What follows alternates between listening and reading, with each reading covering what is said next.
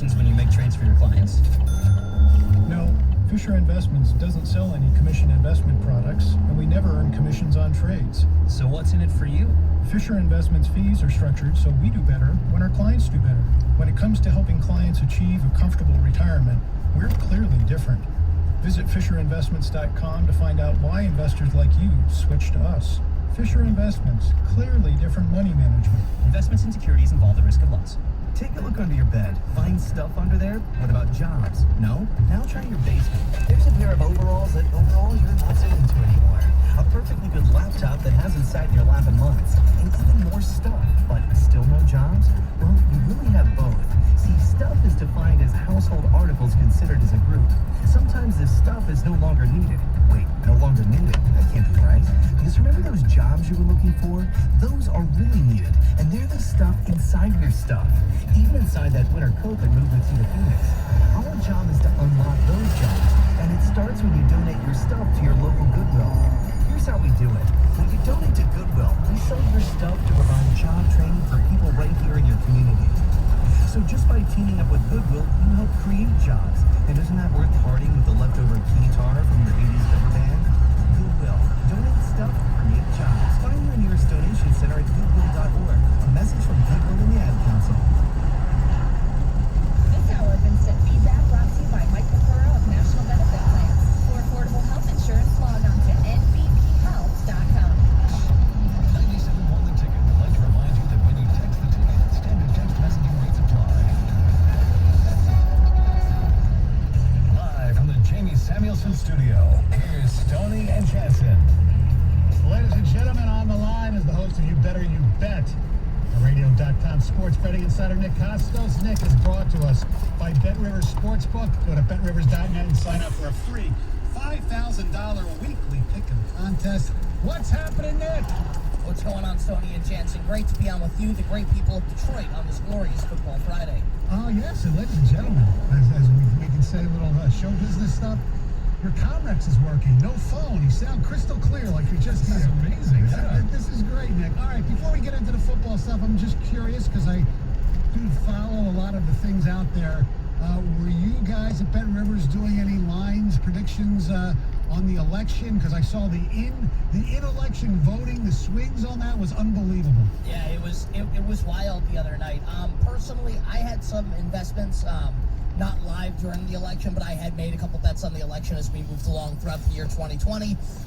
Reading between the lines, I had a bet before the pandemic, and then a bet I made after the pandemic to try and correct the bet that I had made pre-pandemic.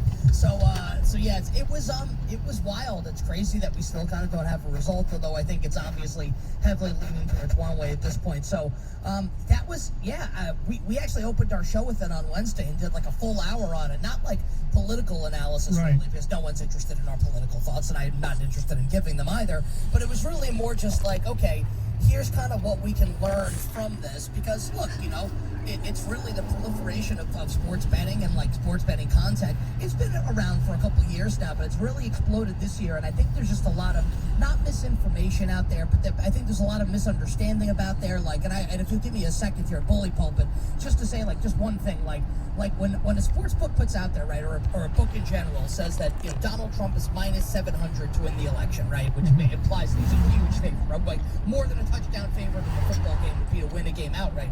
It's not like the book is providing a free service to you, like, here's our projection for what we think is going to happen. This is free of charge. Like, the book is trying to make money. Like, the book had massive liability on President Trump if Trump were to be reelected, because that's who everyone was betting on, was Donald Trump. So it's like, okay, once Florida comes in, right, Miami-Dade comes in, it's like the first leg of a 4-leg parlay for Donald Trump is cash to become president. So part of his path becomes assured. And that's why you're like, the book's like, oh my God, like, if this guy's going to win, we're going to get crushed.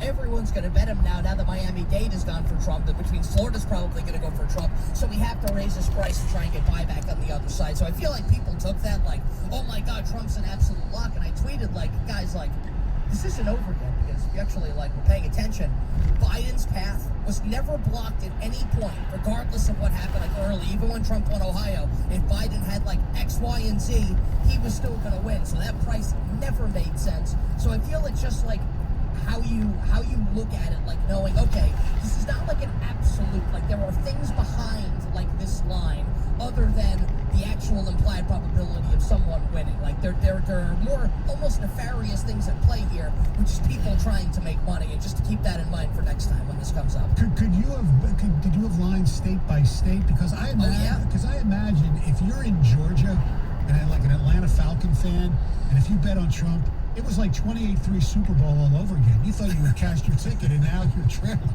That's exactly right. I have a couple people that I'm friendly with, some of which I may work with, who are literally waiting in their pending wagers right now, who had Joe Biden to win Pennsylvania. This has been a pending wager for a couple days now, obviously. Yeah, I mean, I actually think, like, I don't know. I just feel like there's so much emotional investment in the election that I have never really bet on elections. I have like a couple small bets on the election, but it just feels like, a lot of the smart people that I talked to kind of had a really good read on how this was going to go. So, especially in a couple different states. So yeah, it's something definitely to keep in mind for next time. And I don't know that we'll have a wilder night, not with sports betting because it wasn't sports, but just with betting markets in quite some time. Maybe in another 4 years or even for another 2 years for midterm elections. All right, let's do a little college football. Everybody was wrong as far as the spread in the Michigan State game last week, so let's talk about them. The Spartans going to Iowa. Iowa has not played well, but they're still a favorite at home. Yeah, so Michigan, I'm going to keep this one really simple. If you can get 7, I would take it with Michigan State here. I know that this has come off 7 at most places, including Bet Rivers, where I'm seeing a 6.5 for Sparty. I like Michigan State in this game to cover. I kind of really liked myself. I thought it was a good job by Mel Tucker last week. But I would need 7 in this game. Not super impressed with what I've seen from Iowa. So give me Michigan State, guys. But I want 7. I want +7 with Michigan State. I'm currently sitting at 6.5. So monitor this throughout the next 24 hours or so. You can get 7 with Sparty. Do it. And we were saying earlier this week, like that's the bet that you want to make. But you want to capture that key number of 7 with Michigan State. So Michigan's getting 3.5 against Indiana. No, Michigan's giving. But Michigan's giving 3.5. Makes no sense. Right. But how much does the history of a matchup mean when you're making this bet? Because Indiana has been close. They've been close so many times, and they finally got over that hump against Penn State. But how much of the history plays into actually what is on the field, what is on the rosters in a given year? I feel like maybe in some instances, maybe more so. I think, honestly, I think you'd be a better person to answer this question than me because you actually played. Because my estimation would be that given in college turnover of players every year, I'm not sure it matters as much as it would in the National Football League where, you could lose to a team in year 1, year 3, year 7, and then you're still trying to get over the hump. Maybe it means a little bit more here. I look at Indiana and it's not necessarily that Indiana got over the hump in the Penn State game. And this is not to criticize Indiana. Great job by Indiana. Winning that game and then winning last week against Rutgers and being ranked in the top 25 and being ranked in the top 15. I thought Indiana was extraordinarily lucky in the win over Penn State. If this is the box score, I think it kind of reflects that. And that's not hating by me. That's just me being objective. And I'm not an Indiana. I don't care. It's just a fact, right? It's like Penn State. It was like an how-to manual, how to screw up a game and lose a game outright that you should be winning by double digits. And James Franklin and Penn State followed that one to a T. And, Michigan, last week was obviously rough, and we can have, there's a bigger conversation, I'm sure, which you guys have had this week, I'm sure, about Jim Harbaugh, the Jim Harbaugh era at Michigan. Here's what I know. I can't believe this line is only 3. And I kind of can understand why, because Michigan's coming off an embarrassing outright loss, and Indiana's looked good the first couple games of the season. Michigan is just better than Indiana. The talent is so much better. And, this is a game that's normally lined 7. That's what we've seen this line normally, right, in a situation like this. And we're getting a huge discount because of what we saw last week. And it's not even like Indiana authentically beat down Penn State. They didn't. I'm going to lay it with Michigan, guys, and I'm going to count on Jim Harbaugh and the Wolverines bouncing back tomorrow at IU. Is there a line on who's the head coach of Michigan next year? I don't know if we can bet who the head coach is. I'm sure there's probably a line somewhere on whether Jim Harbaugh will be the head coach or not. But let me ask you, because I think Harbaugh's going to be back, and I think he's going to be the coach, even if this is not a great season for Michigan. I don't even understand why they would fire him. That's just me. Well, because people expected him to do a hell of a lot better, and it's been 6 years, and if they lose to Ohio State like we think they will, it's 0-6 against Ohio State, and that stuff just doesn't.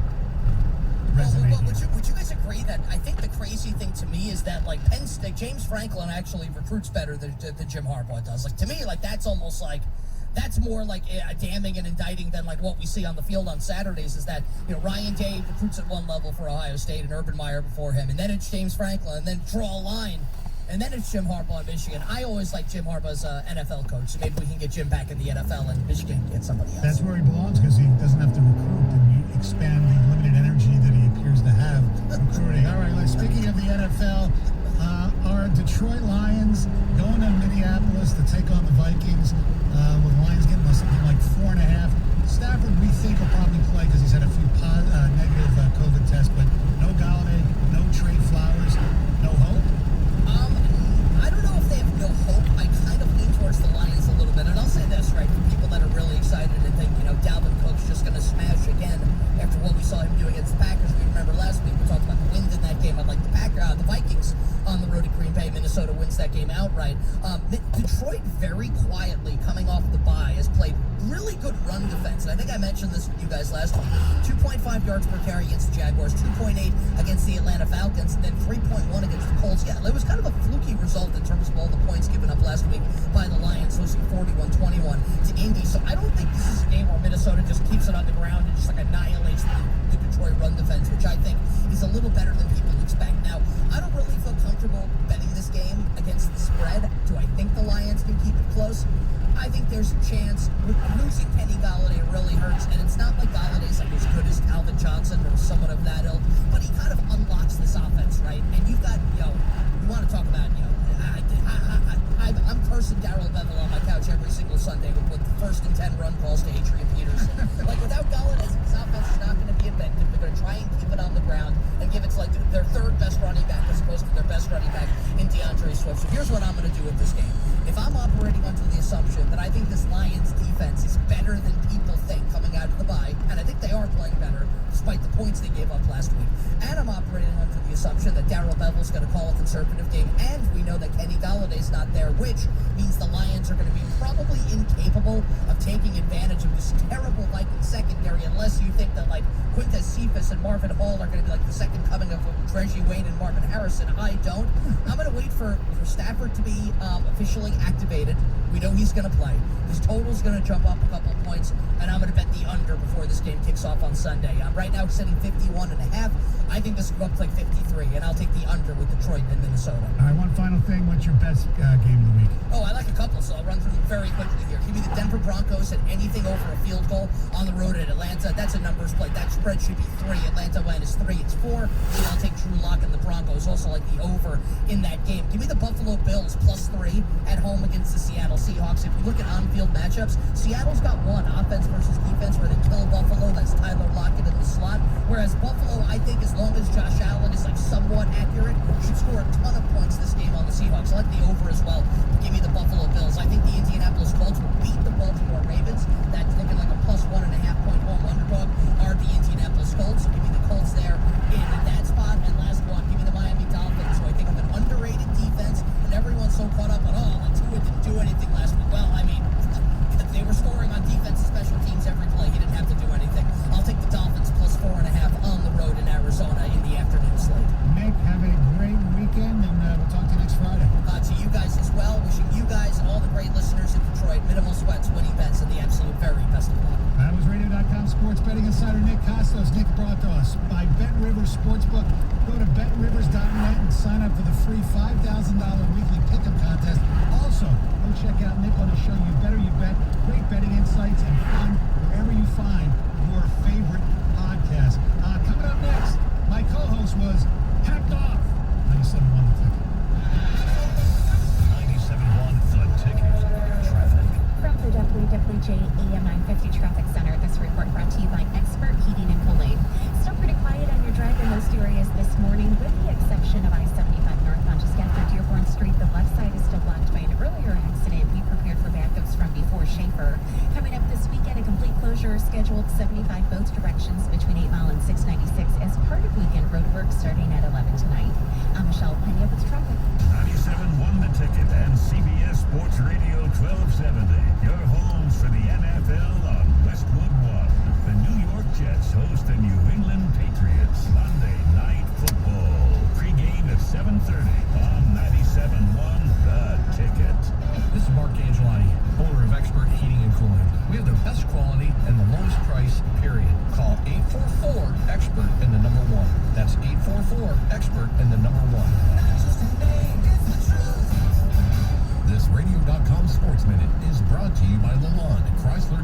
Jeep Ram.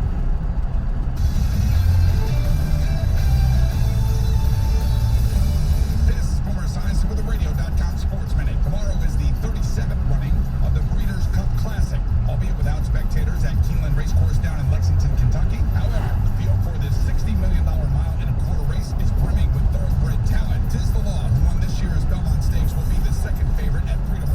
Authentic, who upset Tiz the Law in the Kentucky Derby, is also in the field and is one of 3 entries from trainer Bob Baffert. The others are 5-2 favorite Improbable and Maximum Security. What a lineup. That's the horse that crossed the finish line first in the 2019 Kentucky Derby, but was disqualified for interference. His trainer, Jason Service, was indicted on federal charges for administering illegal performance-enhancing drugs. Baffert himself has been in the spotlight as 4 of his horses have also failed drug tests in the past 6 months. Post time tomorrow evening is 5:13 Eastern. Enjoy the race, folks. I'm Boomer Esiason.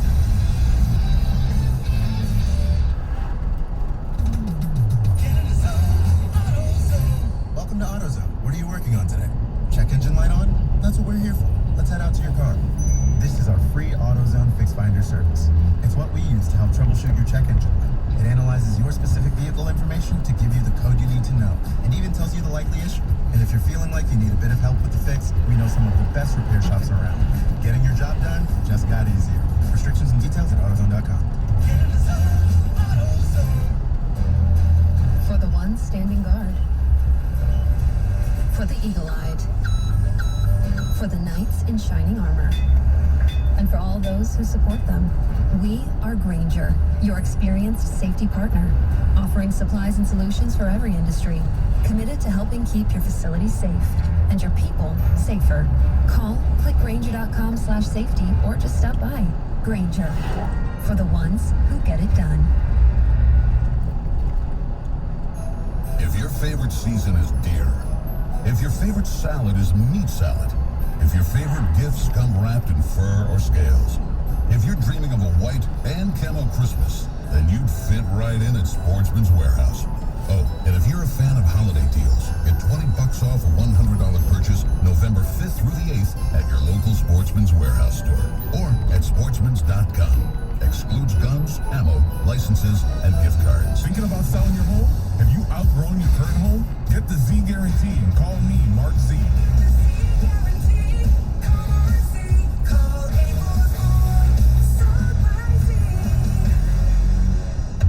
What are you waiting for? It only takes an hour for you to have your child's heart screened. Get your kid's heart checked at the Ernst Cardiovascular Center at Beaumont Hospital in Royal Oak. Details at 971theticket.com.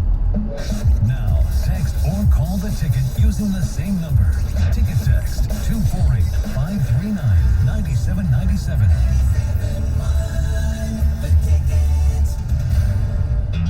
Live from the Jamie Samuelson studio, here's Stoney and Jansen. All right, 97.1 The Ticket. Hopefully, the election counting will be done by the time we get back here on Monday. It's crazy. And by the way, there's an interesting Twitter exchange between Tommy Tuberville. I always thought it was Tuberville, but it's spelled Tuberville. Anyway, he won the Senate race in It's Tuberville, right? Yeah, that's how they say it. I know. He spelled a lot of different ways. Exactly. Anyway, he won the Senate race in Alabama. Congratulations to him. So he tweeted out yesterday, with all the controversy, the election results are out of control. It's like the whistle has blown, the game is over, and the players have gone home, but the referees are suddenly adding touchdowns to the other team's side of the scoreboard. Which prompted a tweet or two from CNN's, he's liberal, Jake Tapper. This is inaccurate. What the president is doing would be like if Coach Tuberville discussed the 2008 Auburn football season by only talking up his 5 victories and pretended the 7 losses, including that loss to Alabama, boy, didn't happen. And then he later added, another way to look at it, imagine